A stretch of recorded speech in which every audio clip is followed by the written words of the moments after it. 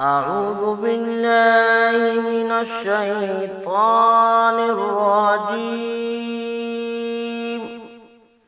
بسم الله الرحمن الرحيم. إذا تتلى عليهم آياتنا قال أساطير الأولين. كلا بل ران على قلوبهم ما كانوا يكسبون. صدق الله العظيم.